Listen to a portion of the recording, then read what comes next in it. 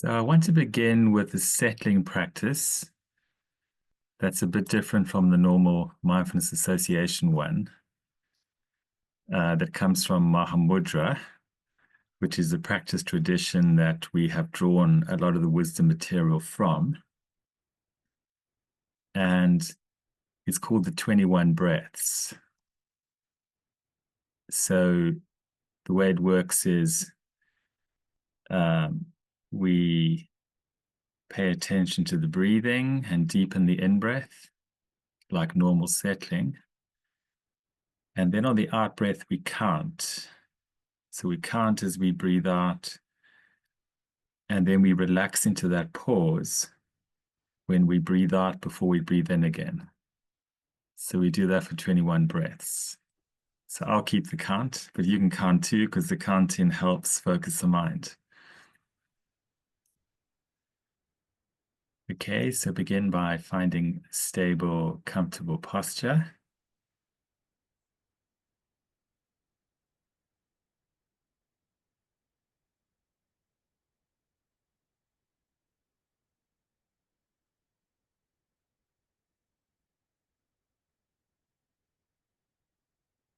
And bring attention to the breathing.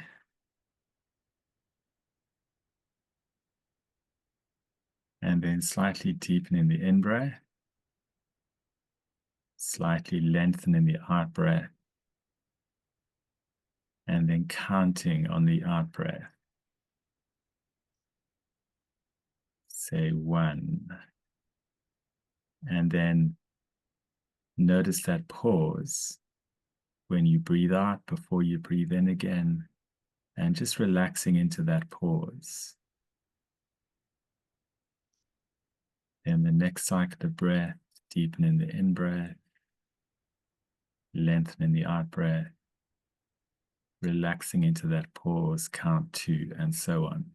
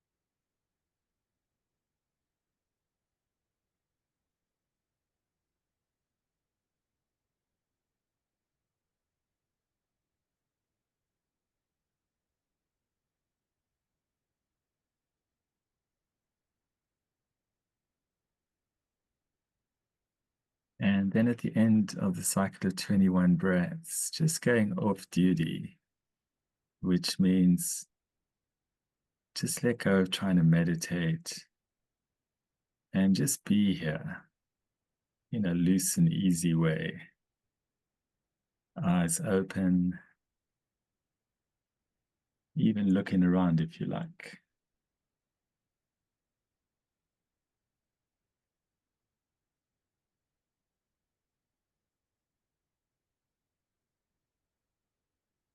And just notice how it feels to be off duty.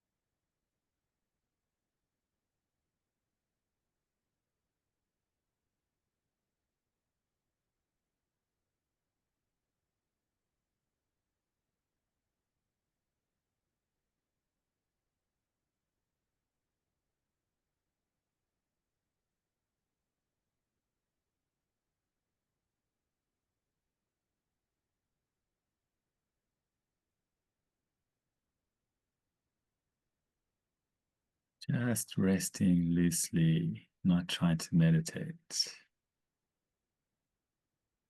Letting the mind be free.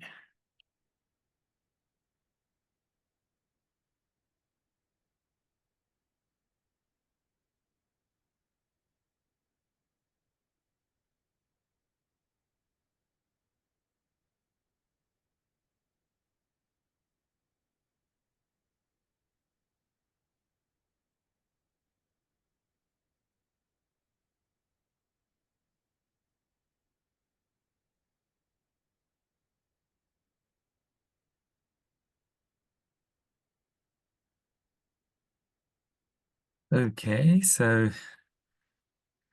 I will give an introduction to wisdom or the wisdom module. Um, I won't make it too involved. I will try to get to the main themes and points, and then also lead a practice to give you a feeling. So I would say the wisdom module is a bit like the crown jewels of the MA trainings. Um, and Heather and I thought long and hard about whether we would ever develop and teach this, because often this material is only taught in a very particular Buddhist context. But then we thought that, well, if we didn't teach this, and if people have gone through our previous trainings and they're not Buddhists, how would they ever get this? So then we just took a leap of faith and thought, well, we're going to do it, you know? So that's kind of how it emerged. And we've been developing it over the last 3 or 4 years. And I think it's been landing really well. And I think our sense is that the previous three modules, mindfulness, compassion, insight, really sets the ground very well for this wisdom module. And there's nothing stopping people going the Buddhist route and looking to teachers like Mingyur Rinpoche and others who teach this in their own way. So I thought just to give a kind of summary of where the previous three trainings or modules took us to, okay? So I would say mindfulness is about cultivating a stable presence of mind, that we are present and aware as we go about our life, and we're less caught up in unhelpful thought patterns, and we have more wise discernment about what we feed, what thought patterns we feed, what we leave alone. So that in itself is hugely helpful. The compassion module builds on that, and compassion module is to do with developing the holding capacity to hold the difficult stuff and develop resources to do that and to respond to the painful, difficult things that show up in our life, okay? So whereas mindfulness is about cultivating this presence of awareness, that also has a quality of acceptance to it too, that we accept in the difficult stuff. Compassion kind of builds on the acceptance by cultivating that inner capacity to hold what's difficult, but also to rejoice in what is good, okay? So that in a kind of nutshell is how I would understand the compassion module. Now, on the basis of mindfulness, cultivating this presence of mind, compassion, developing the capacity to hold and respond to the difficult, the insight module is more about getting insight into the unseen habits that often rule our life. Okay, we call it the formulas in the spreadsheet, those things that you don't see that are actually running your life, okay, and often quite unhelpful patterns. So the insight module is about getting to recognize this deeper level of unseen patterning. And the key principle of insight module is when you see it clearly, it loses its power. Okay. And a lot of these things have power because we don't see them clearly. So then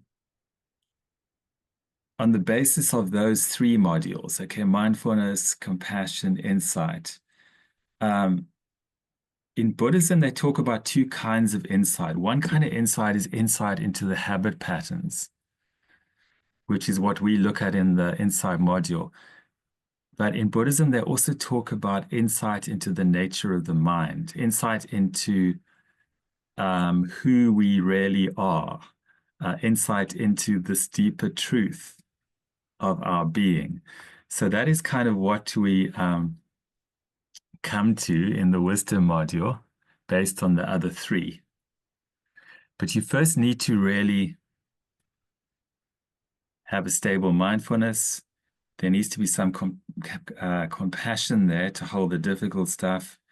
There needs to be a recognition of the habitual patterns that often obscure our vision and run our life. And then on the basis of that, we can then begin to recognize the ground of our being, which in Buddhism is called Buddha nature. So the wisdom module is all about coming to recognize Buddha nature, or the original nature, or the ground of our being. And I'll bring up a few slides as I talk us through it.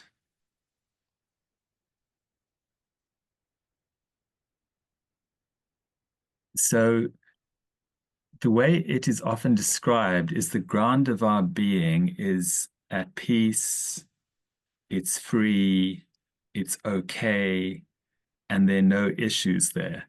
Okay, whereas our everyday experience is quite different. So the wisdom module is really about exploring how do we come to know and abide in this part of ourself that is always at peace, that's always okay, that's always free. Because if one can do that, that makes such a difference. And it's not like all of the difficulties magically vanish. It's just that we are now grounded in a different part of ourself from which we can hold and respond to the difficulties, which is kind of like a deeper level of the compassion because we're now touching into this Buddha nature part of ourselves. So So that's the main trajectory of the wisdom module. And there's a very nice story, a little anecdote from the Buddhist text that talk to this. And it's the image is that of a kind of homeless person or a beggar who lives on a rickety shack on a heap of dung. And this person has been living his or her whole life on the rickety shack on the heap of dung, and really kind of goes to his or her grave feeling, wow, my life has been really impoverished. You know, I've lived on a heap of dung, smelly dung, my whole life in this little shack. And they often go to their grave like that. But unbeknown to this beggar, there was a big piece of gold beneath the dung. But they never, even though they were sitting on the gold their whole life, they never actually experienced it. They never actually unearthed it. So even though it was there, it was unknown, unexperienced. So the gold is like the Buddha nature, that part of our being that is kind of free, at peace, whole, and also has tremendous qualities that we can tap into like gold. So according to this story, it's almost like a sense of tragedy, you know, living this whole life and the gold's there, but you never discover it. And I was thinking it's not just people who live on rickety shacks on heaps of dung. You know, you also get really rich people living in mansions, and their mansions are also obscuring the gold. Maybe the mansion is resting on a heap of dung, and the gold is also obscured. So, so that is the kind of a very nice image of Buddha nature. And a key perspective drawn from Mahayana Buddhism is what's called a relative and ultimate truth. Um, so relative truth is the truth of our everyday experience, truth of our everyday life, how things appear. So it's like the relative truth is what we're in most of the time, okay?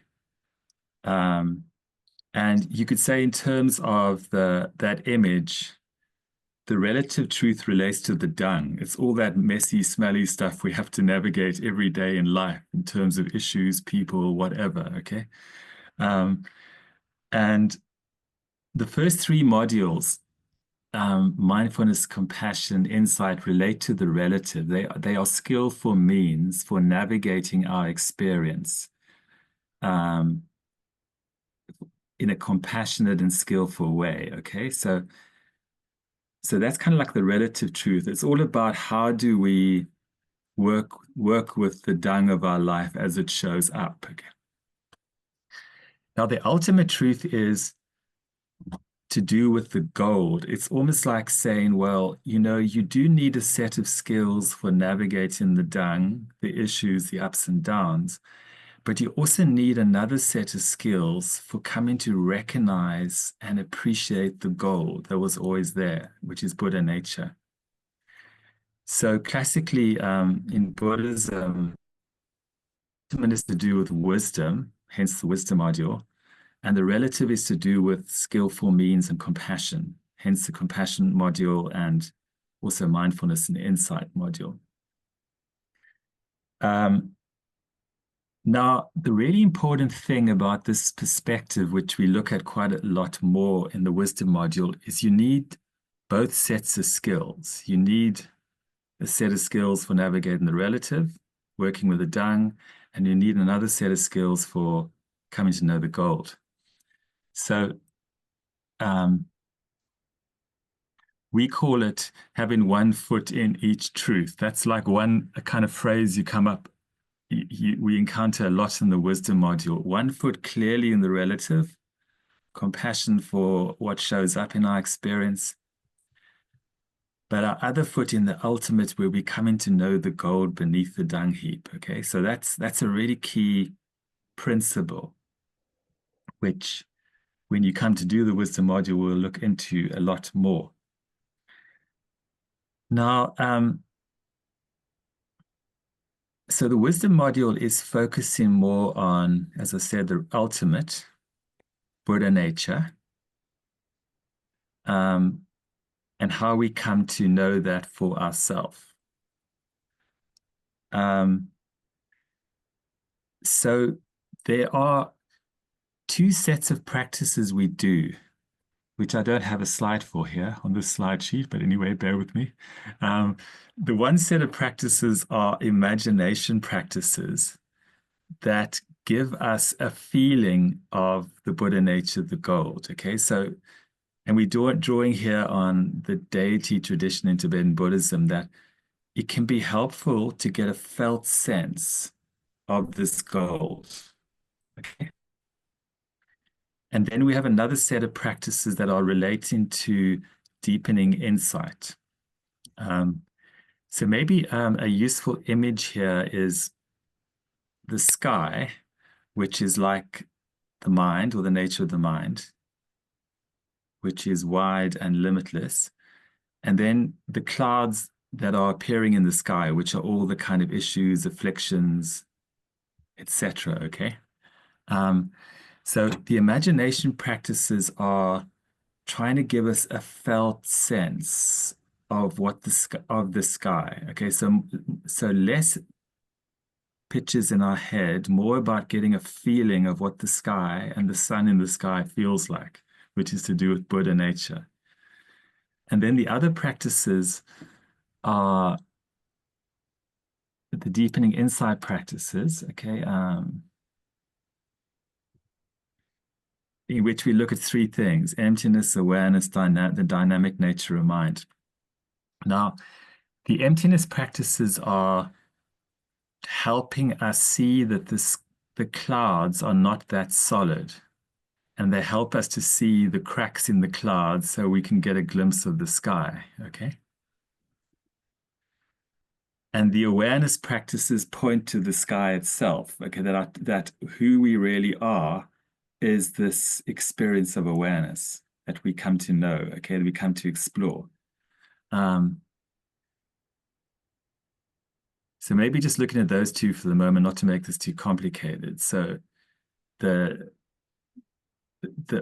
majority of the wisdom module is looking at the interplay of emptiness and awareness. The emptiness helps us recognize that the clouds are not that solid, and the awareness points to this wide open sky of our nature. So the two sets of practices kind of work together. The imagination gives you a felt, the emptiness helps you see through the gaps in the clouds. The awareness part points to the nature of the sky, which is awareness. Okay, so they kind of are working together. Now, in the practice session next, I will lead a key imagination practice called Buddha Within, which is one way of, through imagination, coming to a feeling experience of this Buddha nature. Okay, so you get a feeling of it. And then in this session, I will lead a practice that brings together emptiness and awareness. Okay. Okay, so let me just pause there for the moment. Everybody on board so far with my explanation?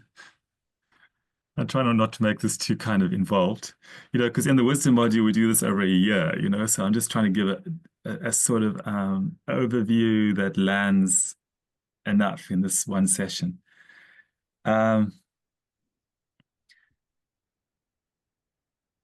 Okay, so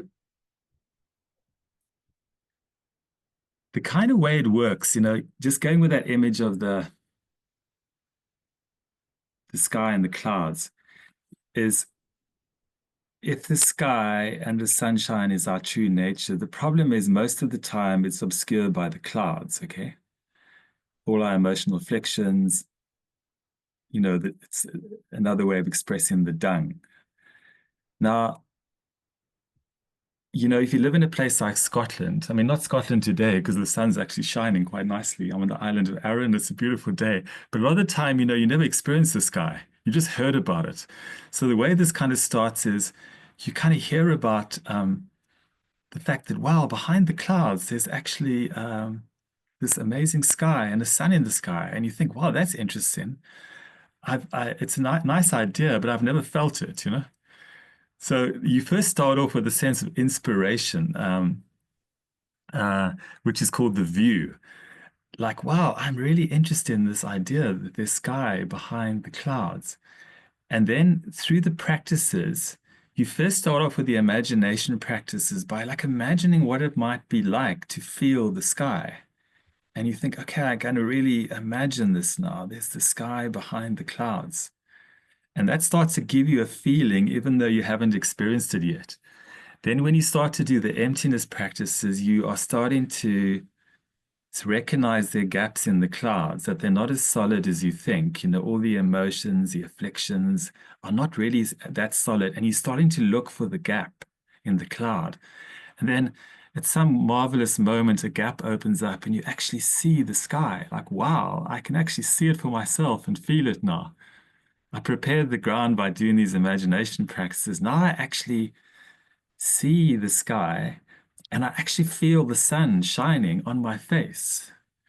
So, which again is a symbol of Buddha nature, the sun shining in the sky.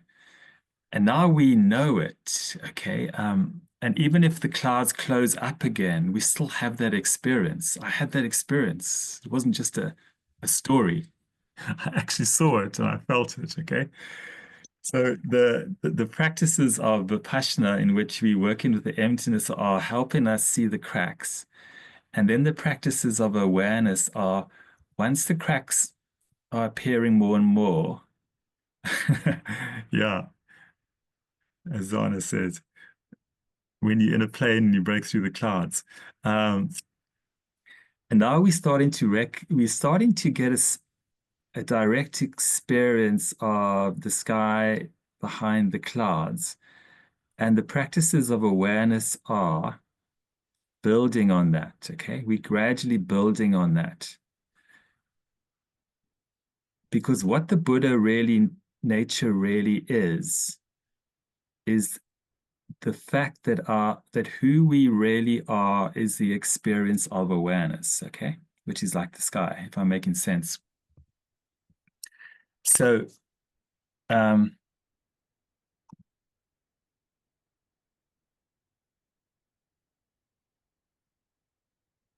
the key part of so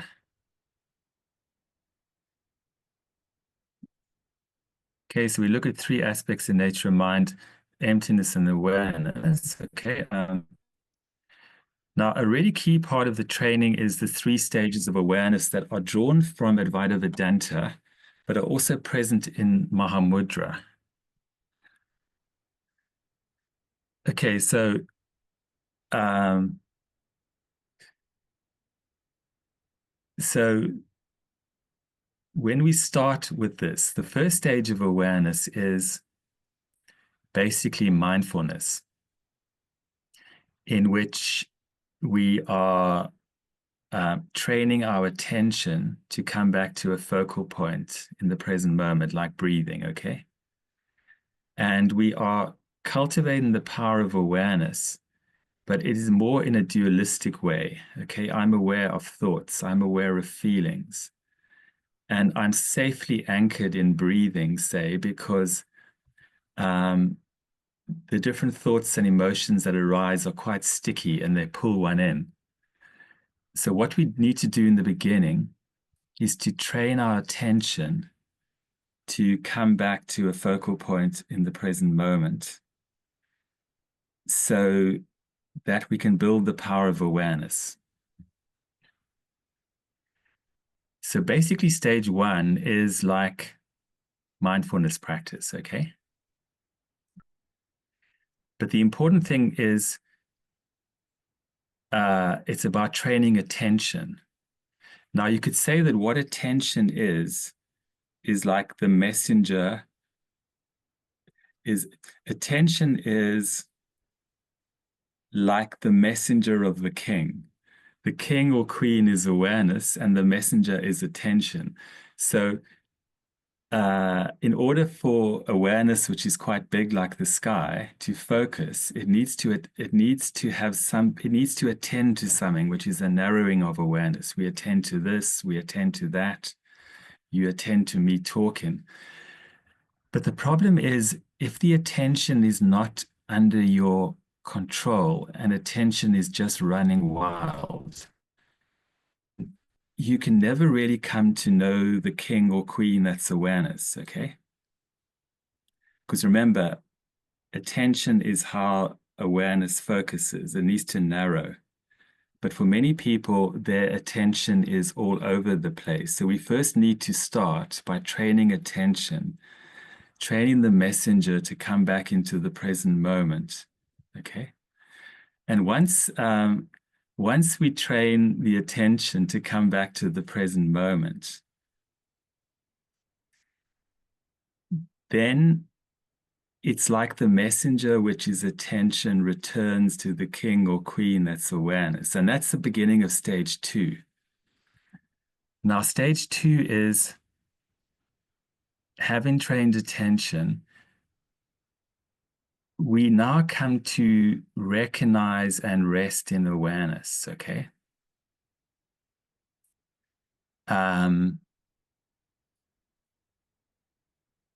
So the training of attention is now sufficiently done, and the messenger returns to the king that's awareness. So now there's just like a natural opening of awareness, okay, which is open awareness practice. But before we do that, we got to train the attention because it's running wild. The attention's got to come back to the king, which is awareness. So when that happens, the awareness naturally opens. And this is what we call open awareness practice, where now awareness is like the space within which experience arises.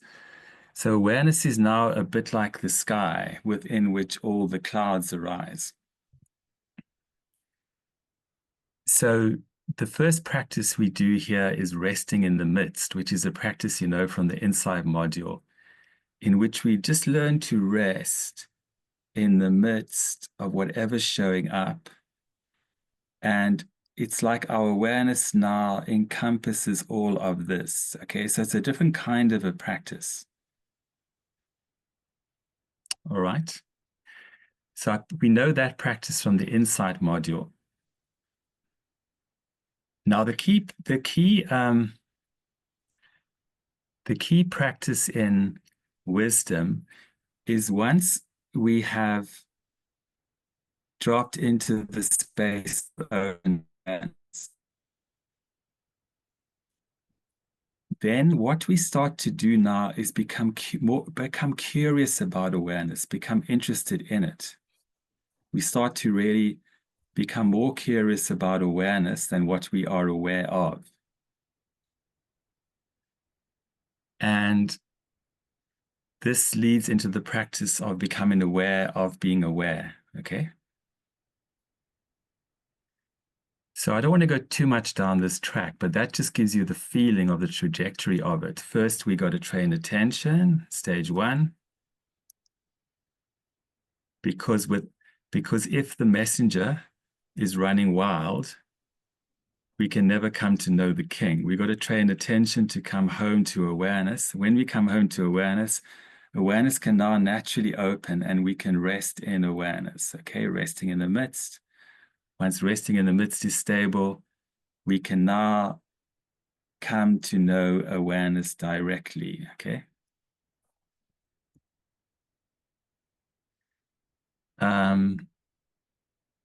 That is something we explore in quite a lot of detail in the wisdom module.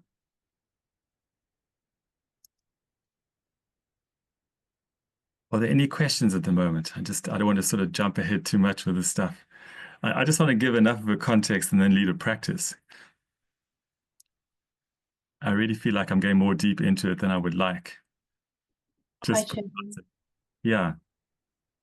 I just have one question. I don't know if it's relevant, and if it's you can just say not. It's probably not relevant, but um, if if you have kind of the opposite problem where you have obviously the full awareness like the sky, and but actually you focus your attention is too focused on one aspect or one cloud or um one thing. So it's almost like you want to widen your awareness and widen your attention rather than um, rather than focusing your attention. Would that be a similar practice? Or I don't know if I'm making sense, but yeah. Yeah, Also, so here it's about how we learn to widen our awareness more and more and more. But before you do that, you need to bring the attention needs to be kind of tamed almost, you know? So it's all about widening the awareness more and more and more to include more and more of our experience. And then just simply rest in that space, like the sky, which is awareness that includes all of our experience, okay? I don't know if that's what you're asking, Leanne. I'm not sure. yeah, that's great, Choden. Thank you.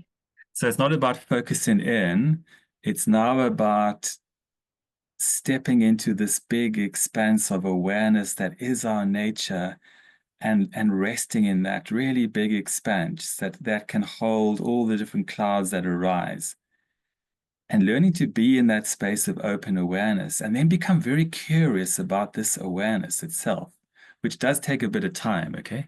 And we will come to when we do the wisdom module. Would the course work well alongside the second? Yeah, I think it would actually. The second, I'm going to give a talk later on the Mahayana. Yeah, it actually would work very well.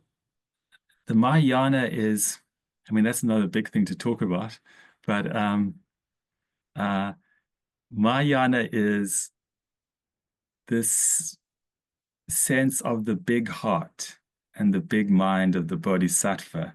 So it's a bit like stepping into a much bigger space, okay? Like the space of open awareness, which is the wisdom from which the compassion, the sun shines, okay? So I think it would work actually very well alongside the Mahayana course.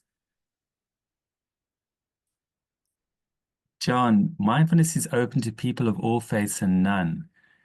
Yeah, I definitely, um, it's also true of the wisdom module. We are drawing from Tibetan Buddhism. We have to state that up front, and Advaita Vedanta too, which is more derived from, you could say, Hinduism, maybe. But even though we're drawing from Tibetan Buddhism, we're doing it in such a way that it's experiential. None of these truths are the property of any religion.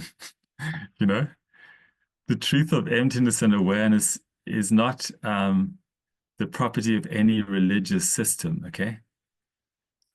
We are drawing on a particular system, but we're doing it in such a way that it's open to anybody to come to know and understand. So it definitely is open to people of all faiths and none. When we come into Okay. land, we can see the clouds as separate. We can go through them. We can see the spaces between. So we can understand the clouds are not solid. Yeah, no, thank you, Zana.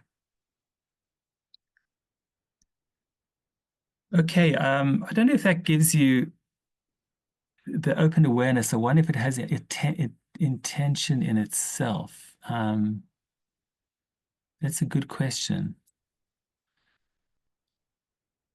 I think the intention of open awareness, which is the second stage of awareness I was talking about, it's the intention. There is a compassionate intention to open up to all of ourself and to all of life and hold it in a big embrace. Okay, that's part of one part.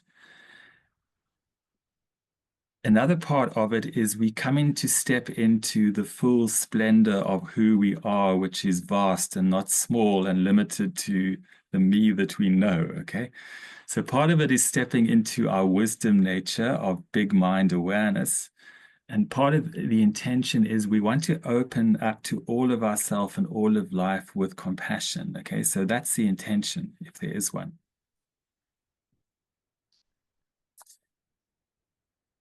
Okay, so I think I've given you a little glimpse. What I think I would like to do now is, I'm just aware of time.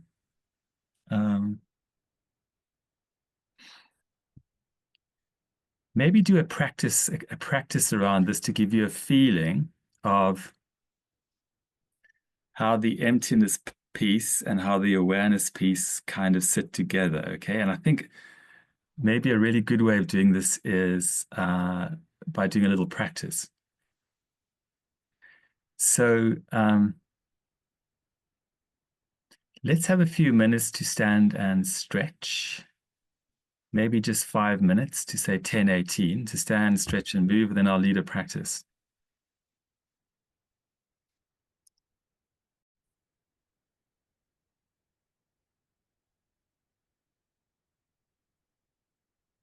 Just to mention something else, to put this simply. So these 3 stages of awareness are quite key, and we look into them in a lot more detail. But one way of expressing this is an image I often use about a mountain pond. And stage 1 is like looking into the pond and focusing on one thing, like a pebble at the bottom of the pond, until the attention is stable. Okay, that's mindfulness. We need to do that for a fair amount of time. Once the attention is stable, then we can open our awareness to include everything in the pond of our mind, like fish and crabs and other rocks and shrubs that are in there. So that's stage 2. Okay, so somebody asked this question in the chat. So once we can stably focus on one thing, then we open up to everything else in the pond of our mind, which is open awareness. But there are 2 elements to open awareness. One element is opening to all the things in the pond of our mind and resting in the midst of them, which is the key insight module practice. Now, once that part has become stable, we can then become curious about the water in the pond, okay? And the water is awareness, just as a metaphor. So that is the key practice in the wisdom module, which you could say is resting in awareness or coming to know the water in the pond of our mind. So I think maybe that metaphor gives you a way of navigating. So number 1, the pebble, mindfulness. Number 2, all the stuff in the pond, like resting in the midst, inside module, water in the pond, resting in awareness, key practice of wisdom module. How we come to do that takes a fair bit of exploring, hence the actual training we do. Okay, now I want to lead a practice to just give you a feeling of the terrain of the wisdom module, okay?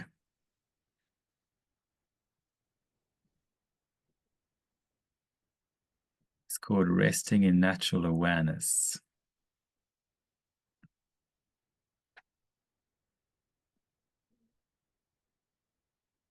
So find a comfortable, supportive posture.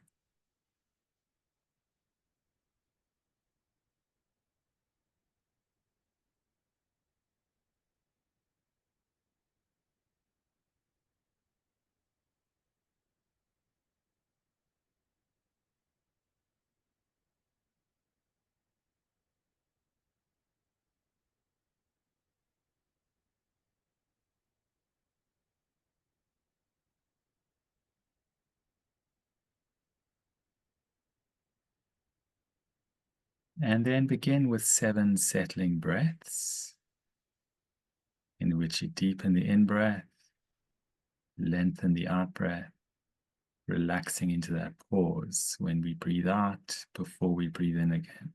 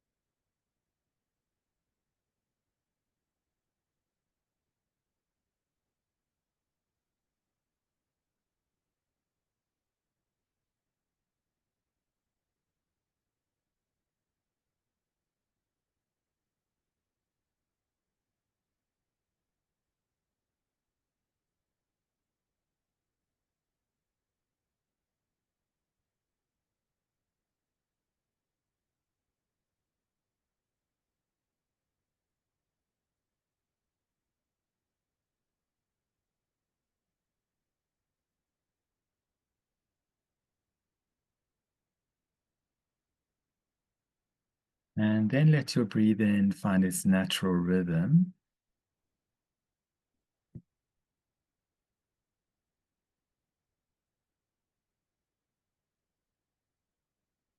And give yourself the permission to do nothing.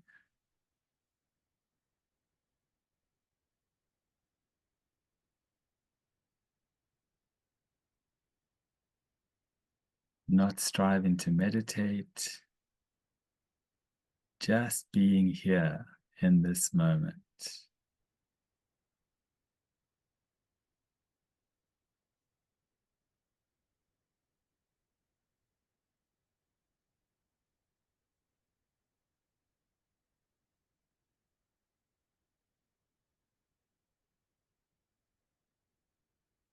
And as you breathe in, fill your body with a kind awareness.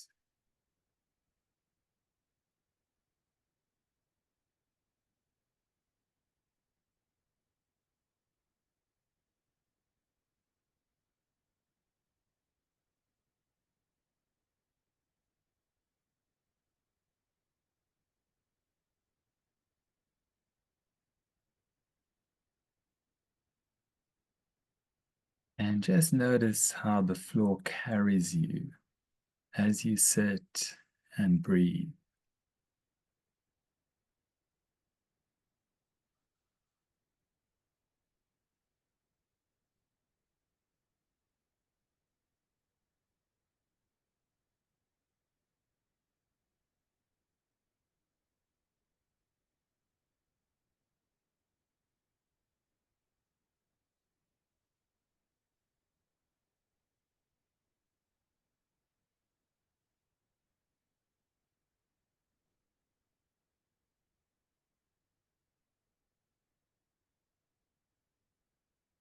And notice how your body is perfectly supported by the ground beneath.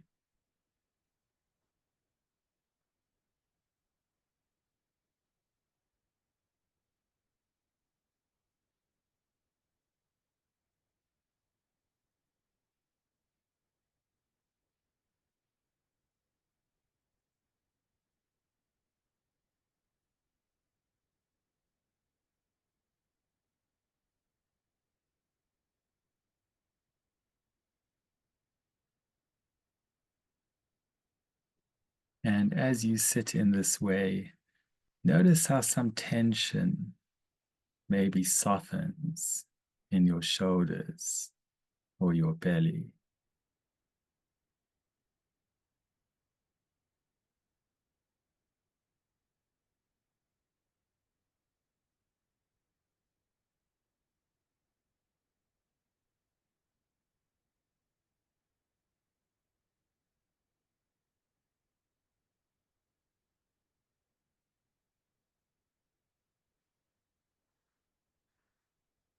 And let this moment be okay.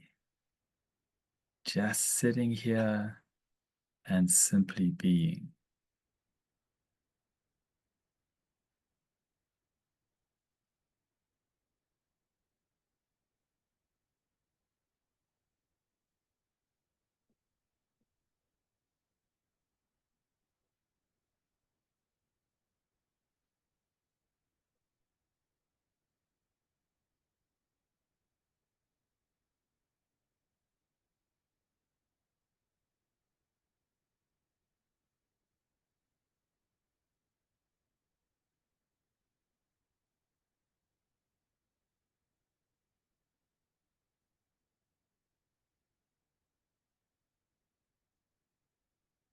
And notice how everything happens by itself.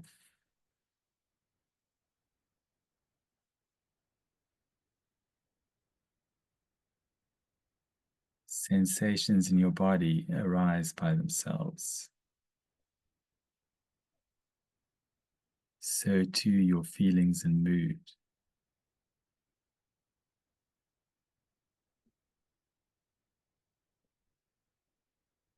So too thoughts arising and passing.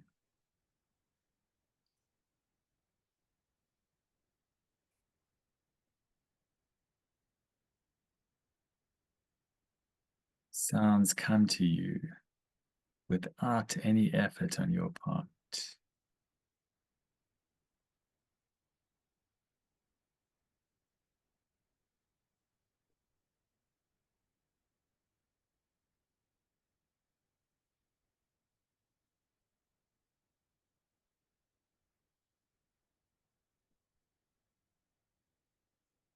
And explore what happens if you just give space. Let go of the need to stop anything happening.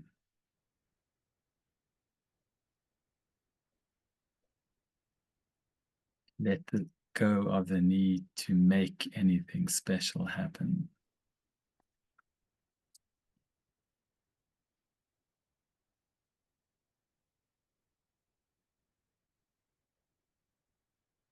Simply being here.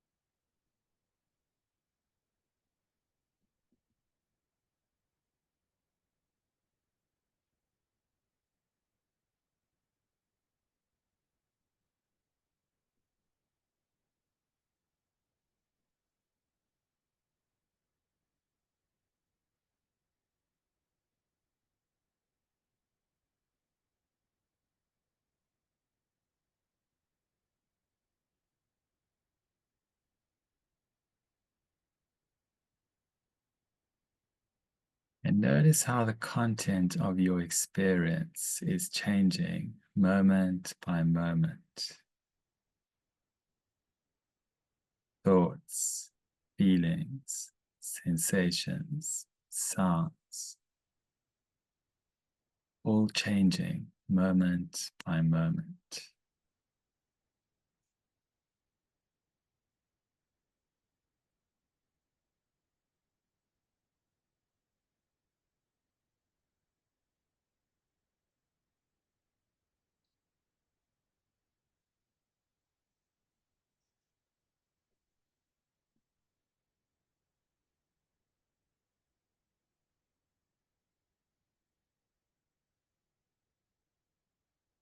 And can you sense the space around all these changing thoughts, feelings?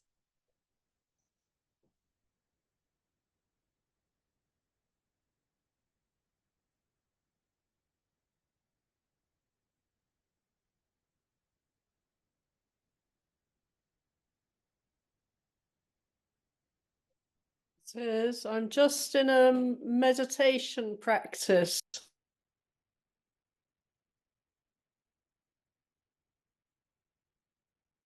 And even if the mind is agitated or restless, peace is happening at the same time.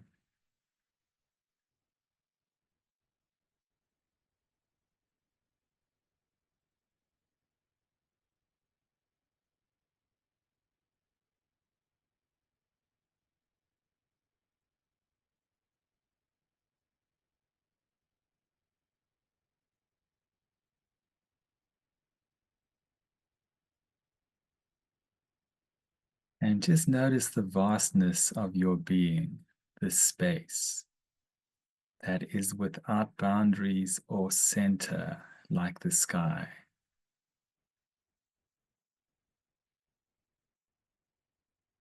And if something moves into the foreground, like a pleasant or unpleasant feeling, just let it happen. There is enough space for that.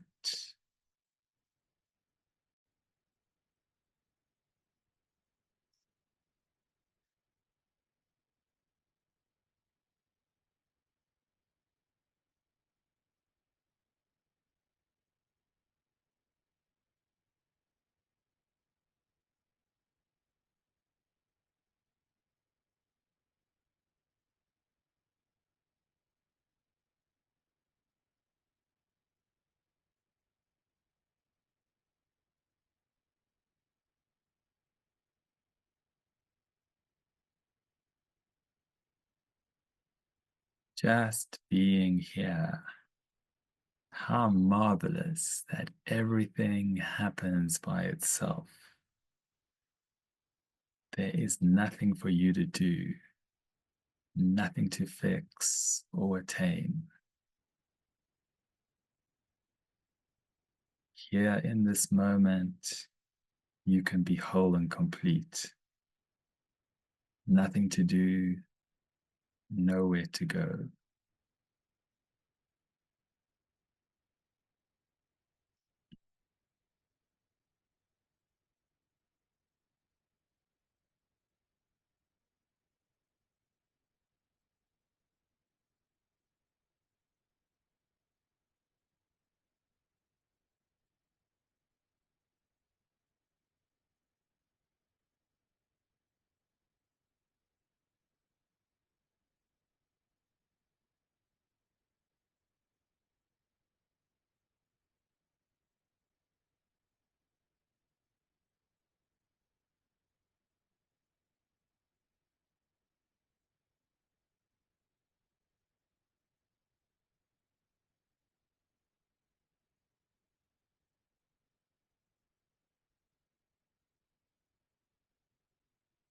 You are the sky. You are the loving awareness through which the experience of your life flows.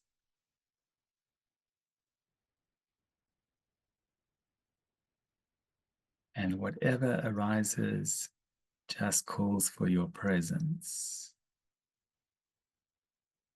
But again, there is nothing to do because this presence is already here.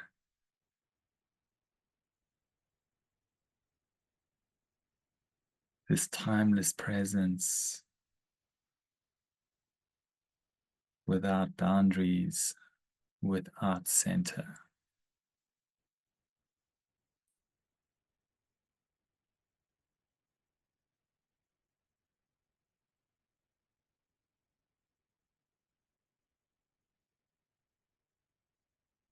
A grounded presence in your body, in your relationships, in the mandala of your life.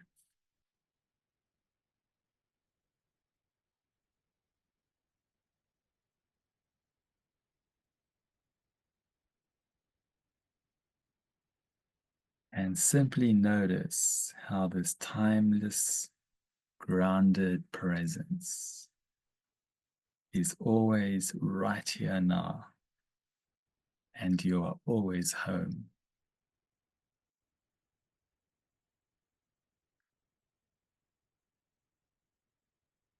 This timeless, grounded presence of awareness is always right here now, and you are always home.